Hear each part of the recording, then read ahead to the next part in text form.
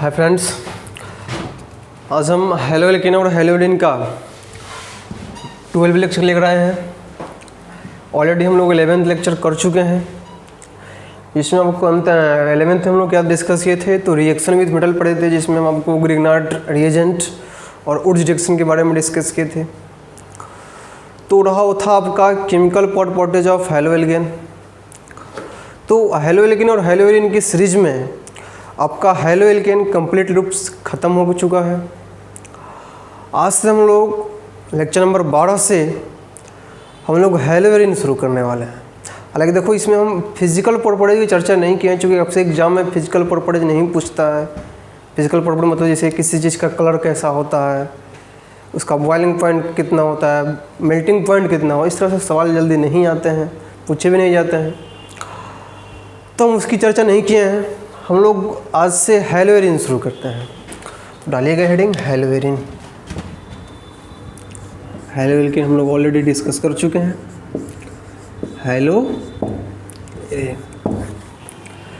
देखिए, हेलोइडिन की यदि हम बात करें तो सिंपली इसमें दो टर्म आपको दिखाई दे रहा होगा। एक आपको दिख रहा होगा हेलो और दूसरा आपको दिख रहा होगा एरिन। ठीक है, जो आपका हेलो टर्म है यह आया हुआ है किस कहाँ से, तो हेलोजन से। ठीक है, और जो आपका एरिन टर्म है यह आया हुआ है एरोमेटिक कंपाउंड से। एरोमेटिक कंपाउंड से, क्लियर। एरोमेटिक कंपाउंड बोले तो मुख्य रूप से यहाँ पे हम बेंजीन की बात करेंगे, तो हम डायरेक्टली एरिन के बदले में बेंजीन भी लिख सकते हैं। इसी को यानी कि हेलो एरिन को यदि हम कहीं पे हेलो बेंजीन लिखें, हेलो नहीं हेलो,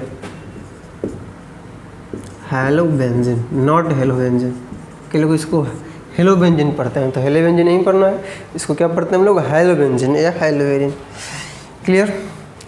अब देखो, हम आगे बात करते हैं। हेलोजन का जो सिंबल होता है क्या होता है, एक्स, और X is equal to fluorine, chlorine, bromine और आयोडीन।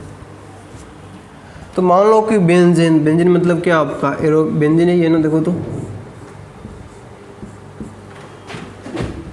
ये है आपका क्या, बेंजीन। इस बेंजीन पे यदि हम X जोड़ दें तो यह क्या बन जाएगा, हेलो बेंजीन। देखो, और हेलो बेंजीन को हम लोग क्या बोल सकते हैं, हेलो एरिन।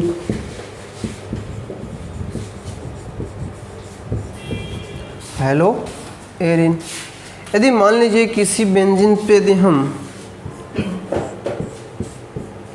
क्लोरीन जोड़ दें, क्या जोड़ दें, क्लोरीन, तो क्या हो जाएगा, क्लोरोबेंजीन। क्लोरोबेंजीन। इस पे यदि हम फ्लोरीन जोड़ दें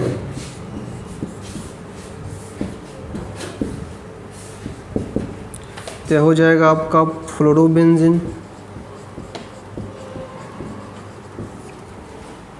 ठीक है। यदि यहाँ पे हम बेंजीन पे ब्रोमीन जोड़ दें तो आपका हो जाएगा ब्रोमोबेंजीन।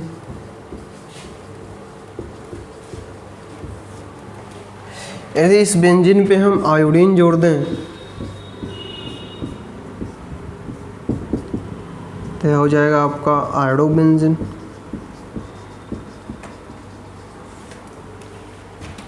क्लियर। चलिए, इसमें और आगे बात करते हैं, आप इसको नोट कीजिए। और आगे यदि हम इसमें बात करें, इसमें और कुछ भी इसका और विस्तार हम करते हैं, पहले आप इसको नोट करो। चलो, तो इसमें यदि हम कुछ और जानने की कोशिश करें तो सिंपली इसे कि मान लेते हैं कि यह आपका बेंजीन है। ठीक है, इस बेंजीन में से यदि हम एक हाइड्रोजन को निकालते हैं, यह कुछ इस तरह से बनता है। ये डैश आपका इंडिकेट किया कि यहाँ से एक हाइड्रोजन चला जाता है।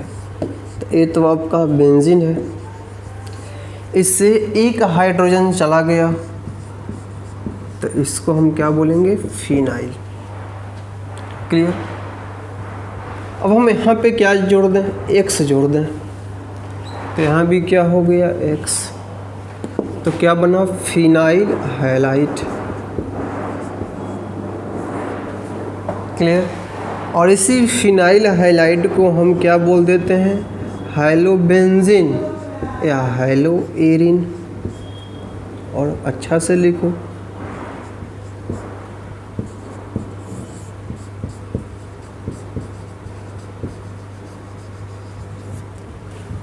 क्लियर। चलिए मान लो कि आपके पास अभी हम एग्जांपल भी लिए थे, जैसे कि यहाँ पे CH3 हो, CH3 भी छोड़ो, पहले यहाँ पे Cl हो, तो आप इसको पहले क्या बोलोगे, फिनाइल क्लोराइड, जो कि कॉमन नेम की बात होगी। और इसको आप IUPAC फॉर्म में लिखेंगे तो क्या लिखोगे, हाइलो यानी कि Cl है तो क्या हो गया, क्लोरो बेंजीन। चूँकि तो आपको पता है कि हैलोजन का 3 फॉर्म होता है, फ्लोरीन, क्लोरीन, हैलो फॉर्म, एक हैलोजन फॉर्म, एक हाइलाइड फॉर्म। तो जो हैलो फॉर्म होता है वो IUPAC के लिए यूज होता है, जो आपका हाइलाइड फॉर्म होता है वो कॉमन के लिए यूज होता है। क्लियर। चलिए और आगे बढ़ते हैं हम लोग। इस बेंजीन में कुछ नेम की बात कर लेते हैं जिसका यूज आने वाला है। इस बेंजीन में यदि हम CH3 जोड़ दें तो इसको हम बोलते हैं मिथाइल बेंजीन। इसको क्या बोलते हैं, मिथाइल बेंजीन। इसी का कॉमन नेम होता है टॉल्विन। इसी को हम क्या बोल देंगे, कॉमन नेम में टॉल्विन। क्लियर। एक बात और आपको बताते हैं, आप जो आप बेंजीन आप देख रहे हो आप इस तरह से, इस बेंजीन को हम ऐसे भी लिख सकते हैं,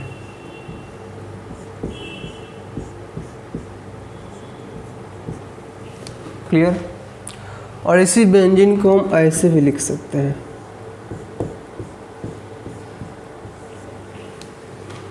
क्लियर। तो सवाल ये रहा कि आखिर हम उसको कैसे, ऐसे कैसे लिख दिए, ऐसे कैसे लिख दिए।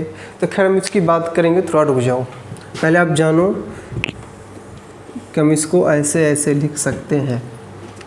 ऐसा क्यों लिख सकते हैं तो उसको हम लोग से क्लियर करेंगे, पहले आप समझो इस बात को। तो यदि आपको ऐसे भी लिखा हुआ मिल जाए ना बेंज ऐसे करके, हालांकि इसका मोलिकुलर फार्मूला क्या हो जाएगा, C6H6। क्लियर। तो ऐसे भी यदि आपको यहाँ पे CH3 लिखा हुआ मिल जाए तो इसका भी नाम टॉल्विन ही होगा, बेंजीन ही होगा। इसमें आपको कोई संदेह नहीं होनी चाहिए। ठीक उसी प्रकार से यदि हम यहाँ पे बेंजीन है और यहाँ पे हम ले लें C2H5 तो इसको हम बोलते हैं इथाइल बेंजीन। क्या बोल देते हैं, इथाइल बेंजीन। यदि आपको यहाँ पे बेंजीन हो और यहाँ पे कि कहीं पे भी आप कहीं पे NO2 दिखाई दे आपको लगा हुआ हो तो उसको हम बोलते हैं नाइट्रो बेंजीन।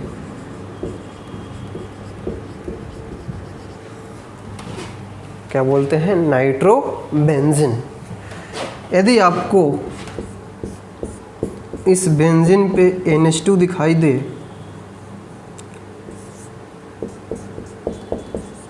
तो इसको हम बोलते हैं एनिलीन, कॉमन नेम। ऐसे इसको बोलोगे तो बेंजनामिन बोल सकते हैं। क्या बोलना सकते हो इसको, बेंजनामिन।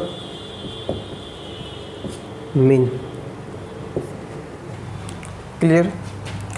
यदि इस बेंजीन पे N2 प्लस और Cl माइनस या X माइनस जो भी अटैच हो, X माइनस अभी लेकर चलो, तो इसको हम बोलते हैं डायजोनियम साल्ट। डायजोनियम साल्ट, ठीक है। इसी को हम बोलते हैं benzene diazonium halide. Benzene diazonium halide ion.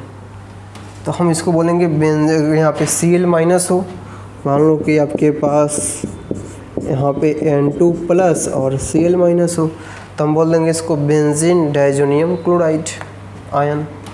ठीक, और आगे बढ़ते हैं। यदि मान लो कि यहाँ पे बेंजीन हो और इस बेंजीन के ऊपर आपको OH दिख जाए, तो इसको हम बोला करते हैं फिनॉल। क्या बोलते हैं? फिनॉल। क्लियर? यदि आपको इस बेंजीन के ऊपर कहीं से CH डबल बॉन्ड CH2 दिखे, तो इसको हम बोलते हैं एस्टाइरिन। क्या बोलते हैं? एस्टाइरिन। ठीक उसी प्रकार से कहाँ लिखे हैं, ये काम करो, पहले आप इसको नोट करो, फिर और भी इसमें कुछ देखते हैं। अभी जगह कम पड़ गया, इसको पहले आप लिख लीजिए। चलिए, तो यदि हम इस बेंजीन पे CN जोड़ दें, तो इसको हम पढ़ते हैं बेंजीन साइनाइड, या सिंपली साइनो बेंजीन भी बोल सकते हो, साइनो बेंजीन। क्लियर? इसी को यदि हम इसको ऐसे पलट दें, NC कर दें, तो इसको हम बोल देंगे आइसोसाइनो बेंजीन। आइसो टर्म आगे आ जाएगा। ठीक है? यदि हम इस बेंजीन पे COOH जोड़ दें, इसको हम बोलते हैं बेंजोइक एसिड। ठीक है? इसी बेंजीन पे यदि आपको CHO दिखाई दे, तो इसको हम बोलते हैं बेंजल्डिहाइड। इसी बेंजीन पे यदि आपको क्या दिखाई दे, चलो मान लो यहाँ पे, हाँ ऐसे जोड़ दे, CH CH3 CH3, इसको हम बोलते हैं आइसोप्रोपाइल बेंजीन। आइसोप्रोपाइल बेंजीन, और इसी का फेमस एक नेम होता है क्यूमिन। इस बात को ध्यान में लेकर चलिएगा। यदि मान लो कि आपका बेंजीन है और यहाँ पे SO3H जोड़ दें, तो इसको हम बोलते हैं बेंजीन सल्फोनिक एसिड। क्लियर? अब देखो इसमें हम क्या बताने वाले हैं कि इम्पोर्टेंट चीज़, ध्यान देने चीज़ को। आगे हम इसका तुरंत कॉमन नेम लिखेंगे तो वहाँ पे यूज आने वाला है। जैसे कि मान लीजिए कि आपका बेंजीन है और इस बेंजीन पे कोई ग्रुप यहाँ पे जुड़ा हुआ है जो कि स्टैंडर्ड ग्रुप है, प्योरिटी उसकी हाई है, उसको आपको स्टैंडर्ड मानना होगा। जो ग्रुप है उसको क्या मानना होगा? आपको स्टैंडर्ड मानना होगा। तो इसके ठीक सामने वाले पोजीशन को बोलते हैं हम लोग पैरा पोजीशन। ठीक है? इसके अगल बगल वाले पोजीशन को हम बोलते हैं ऑर्थो पोजीशन। ठीक है? और जो बचा उसको हम बोलते हैं मेटा पोजीशन। क्लियर? तो मान लीजिए कि आपके पास कुछ इस तरह से है, CH3 है और यहाँ पे मान लो कि Cl है। ठीक है? तो यह आपका एल्केन है, मतलब कि आपका एल्काइल ग्रुप है, आपका हैलोजन ग्रुप है। तो हैलोजन और एल्काइल में जो प्योरिटी आगे होती है वो एल्काइल की होती है। तो इस ग्रुप को यदि आप स्टैंडर्ड मानते हो, तो इसके ऑर्थो पोजीशन पे या 1 2 2 पे क्लोरो है, तो आप इसको लिख सकते हो 2 क्लोरो। जब इसका नाम आप लिख दे तो इस पूरे को टॉल्विन बोल सकते हो। तो 2 क्लोरो और क्या, टॉल्विन। या इसी को आप लिख सकते हैं, मान लीजिए कि आपको 2 लिखने का मन नहीं है, तो आप क्या कीजिएगा कि इस ग्रुप को स्टैंडर्ड माने हो, इस ग्रुप के ठीक बगल वाले पोजीशन को हम क्या बोले हैं, ऑर्थो।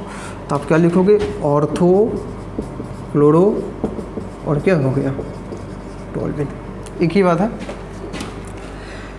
चलो एक बात और यहाँ पे मेंशन कर दें कि आपका यदि बेंजीन है और इस पे जो CH3 जुड़ा हुआ था इसको तो टोल्यूइन तो हम बोलते ही हैं।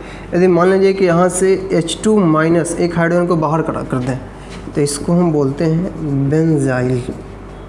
इसको क्या बोलते हैं हम लोग? बेंजाइल। और यहाँ पे Cl जोड़ दें तो हो जाएगा बेंजाइल क्लोराइड। क्लियर? चलो तो इसको नोट कीजिए, फिर आपको हम अभी बताते हैं इसके आगे कि इस बेंजीन को आप ऐसे इस तरह से और फिर ऐसे कैसे लिख सकते हो। चलिए तो अब हम बेंजीन के बारे में कुछ और बातें जान लेते हैं। क्या ये जो आपका बेंजीन होता है ना, ध्यान रखना कि ये जो रिएक्शन दिखाता है यह सब्स्टिट्यूशन रिएक्शन दिखाता है। Substitution reaction, only substitution, addition नहीं दिखाता है, सिर्फ और सिर्फ सब्स्टिट्यूशन रिएक्शन दिखाता है। एक आएगा दूसरा जाएगा।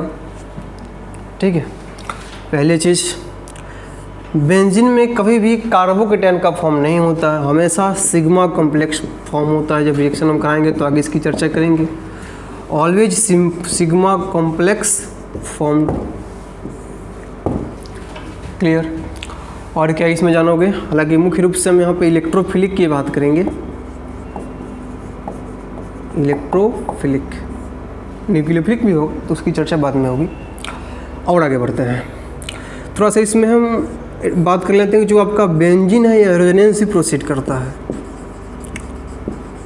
इनमें रेजोनेंस भी एग्जिस्ट करता है, इसमें ध्यान रखना। सवाल है कि रेजोनेंस क्या है, तब हम पहले भी रेजोनेंस का लेक्चर ऑलरेडी अपलोड कर चुके हैं, आप वहाँ से भी देख सकते हो। तो खैर समझते हैं इस चीज़ को। रेजोनेंस के लिए आपको हम कुछ कंडीशन भी वहाँ बताए थे। क्या? पहला कंडीशन आपको बताए थे कि sigma pi bond plus sigma bond plus pi bond होना चाहिए। दूसरा कंडीशन आपको बताए थे कि pi bond plus sigma bond plus lone pair negative charge positive charge होना चाहिए। ठीक है। तीसरी बात आपको इसमें हम आपको बताए थे कि बस वही इसी में सारा चीज़ मेंशन हो गया। अब क्या इसमें देखोगे, मुख्य रूप से आपका यही है। तो देखो बात करते हैं बेंजीन की। यही है ना बेंजीन आपका। यहाँ पे हम सीखेंगे कि बेंजीन को आप कैसे अलग अलग फॉर्म में लिख सकते हो। देखो ये जो बेंजीन है ना, अभी अपने आप में इसका जो बॉन्ड है ये घूमते रहेगा इसमें, तो ये अपने आप में रेजोनेंस करेगा। कैसे करेगा? ये जो आपका ये सिग्मा है इसमें और ये क्या है आपका पाई है, आपको पता ही है कि एरोमेटिक कंपाउंड है। तो यह बॉन्ड क्या करता है, जो आपका इलेक्ट्रॉन इसका है और एक इलेक्ट्रॉन इसका है, तो यह क्या करता है कि इस इलेक्ट्रॉन के साथ यहाँ पे शिफ्ट हो जाता है, तो नेगेटिव फॉर्म, और इस पे कौन सा फॉर्म? Positive form. तो ये जो बॉन्ड है ऑटोमेटिक ब्रेक कर जाता है। हाँ ठीक है, कोई सामने से आएगा अटैक करने के लिए तो ये ब्रेक कर जाएगा, एक प्लस में और एक माइनस में। अब सोचो पाई सिग्मा पाई, अब तो रेजोनेंस शुरू होगा।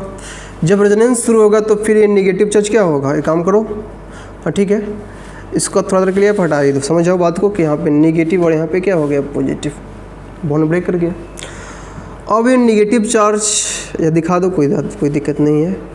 ये नेगेटिव चार्ज फिर यहाँ मूव करेगा, क्योंकि ये नेगेटिव चार्ज चाहेगा कि हम क्या करें, यहाँ से घूमें।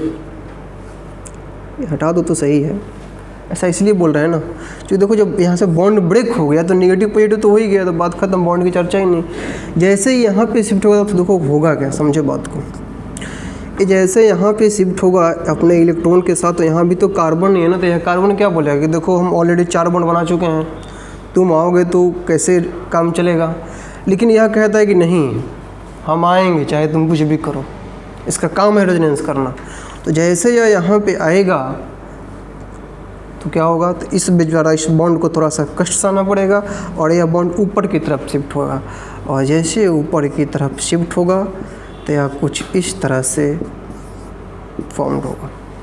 देखो ये जैसे इधर आया तो नेगेटिव यहाँ शिफ्ट हो जाएगा, फिर ये नेगेटिव रुका नहीं यहाँ पे, फिर ये नेगेटिव यहाँ पे आया, इसी प्रोसेस को रेजोनेंस बोलते हैं। रेजोनेंस हो रहा है ये नेगेटिव। अच्छा रेजोनेंस क्यों होता है, मान लो आपसे कोई सवाल पूछे रेजोनेंस क्यों होता है, इसका सिंपल आंसर है कि वह कोई भी एटम कोई भी मोलिक्यूल अपने स्टेबिलिटी के लिए रेजोनेंस करता है। जैसे कि आप लोग ट्रेन की यात्रा किए हो तो उसमें क्या होता है, मान लो किसी बोगी में आप इन करते हो, वहाँ पे काफ़ी उस बोगी में काफ़ी भीड़ है, तो आपको बैठने के लिए सीट नहीं मिलती है तो क्या करते हो, यदि किसी अगले स्टेशन पर गाड़ी रुकती है तो उस बोगी से उतरकर किसी दूसरे बोगी में जाते हो। तो ऐसा क्यों करते हो, अपने आप को स्टेबिलिटी के लिए, तो कहीं सीट मिल जाए हम बैठ जाए। फिर मान लो कि उस बोगी में भी नहीं मिले सीट, तो फिर अगले स्टेशन पे दूसरे बोगी में जाते हो। तो आप करते क्या, बोगी चेंज करते करते पता चला जहाँ जाना था वहाँ पहुँच गए, आपको सीट भी नहीं मिली। कहानी यहाँ भी वही है, रेजोनेंस वही है कि अपने आप को स्टेबल कर रहा है, और स्टेबल होते होते वह जहाँ था वहीं पहुँच जाएगा, वो कभी स्टेबल होगा ही नहीं। हालांकि मुख्य रूप से समझो तो स्टेबल भी होगा, क्योंकि घूम तो रहा है कम से कम। तो उसी प्रोसेस को हम बोलते हैं रेजोनेंस। क्लियर, ध्यान रखना है चीज़ को। तो ऐसे ही बॉन्ड यहाँ शिफ्ट होगा, तो देखो यहाँ भी कार्बन है ना, यह कार्बन चाहेगा कि नहीं यहाँ पे भी मत आए, लेकिन यह तो कहेगा नहीं हम आएंगे, जो कि इसको सीट चाहिए, बैठने के लिए जगह चाहिए। तो जैसे यहाँ पे आएगा तो ये बॉन्ड फिर से नीचे शिफ्ट होगा, या कुछ इस तरह से शिफ्ट होगा जैसे कुछ, तो ये निगेटिव और यहाँ पे पॉजिटिव। अब क्या होगा, अब यहाँ निगेटिव फिर से यहाँ शिफ्ट होकर इस पॉजिटिव के पास शिफ्ट होकर, और फिर से क्या बना देगा, आपको बॉन्ड बना देगा। क्लियर, फिर वही चीज़ बन गया। जरा सोचो हम चले कहाँ से थे, यहीं से चले थे ना। जरा सोचो, नीड ऐसे था ना, देखो तो हम ऐसे चले थे ना, इस चीज़ से चले, ऐसे चले थे, पहुँचे कहाँ, ऐसे चले। तो यानी कि ये जो आपका बेंजीन है, एक तो इस फॉर्म में था, और ये चेंज होते होते कहाँ चला गया, इस फॉर्म में चला गया।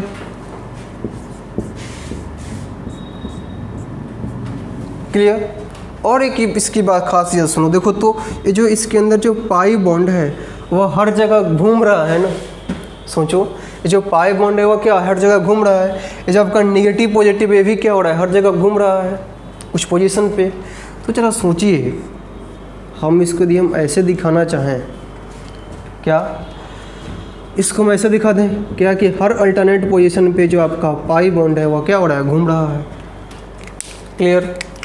और पॉजिटिव चार्ज तो यहाँ पे सिंपल है, क्या है पॉजिटिव हमेशा के लिए है, बिल्कुल नहीं, क्योंकि फिर से तो बॉन्ड बढ़ नहीं जा रहा है ना। तो हम यहाँ पे दर्शाएंगे कि यह पार्शियल पॉजिटिव है। क्लियर। और यहाँ पे आपका पार्शियल नेगेटिव, यहाँ पे आपका पार्शियल नेगेटिव, और यहाँ पे आपका पार्शियल नेगेटिव। क्योंकि क्या है नेगेटिव क्या हमेशा के लिए है, बिल्कुल नहीं, थोड़ी देर के लिए नेगेटिव, फिर नेगेटिव वहाँ से अगले पोजीशन के पास शिफ्ट हो जा रहा है। तो नेगेटिव भी परमानेंटली नहीं है ना, पॉजिटिव भी परमानेंटली है। तो नेगेटिव पॉजिटिव इसको हम पार्शियल यानी कि आंशिक रूप से दिखा सकते हैं कि यहाँ आंशिक रूप से नेगेटिव या आंशिक रूप से पॉजिटिव। क्लियर। इसको हम बोलते हैं रेजोनेंस हाइब्रिड।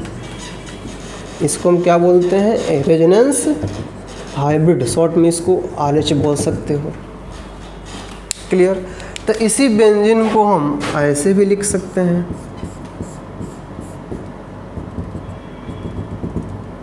नहीं हो गया तो आप ऐसे लिखो, बेंजीन को ऐसे लिखो, या कई बार हम इतना डॉट डॉट न दिखाकर हम सीधे ऐसे भी लिख देते हैं, क्या दिक्कत है। तो ऐसे लिखो, कोई फ़र्क पड़ने वाला नहीं है। कोई आपसे पूछता है कि बेंजीन को हम ऐसे क्यों लिखते हैं, तो इसका सीधा जवाब है क्योंकि बेंजीन रेजोनेंस करता है। ठीक है।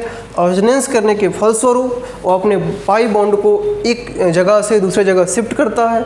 तो उसी को हम इस तरह से दिखा सकते हैं कि हम बोलेंगे कि यहाँ पे पाई बॉन्ड क्या हो रहा है, घूमते रहा है। तो यहाँ पे नेगेटिव नेगेटिव पॉजिटिव। अब मेरा सवाल यह है, क्या सवाल है, सुनो ध्यान से।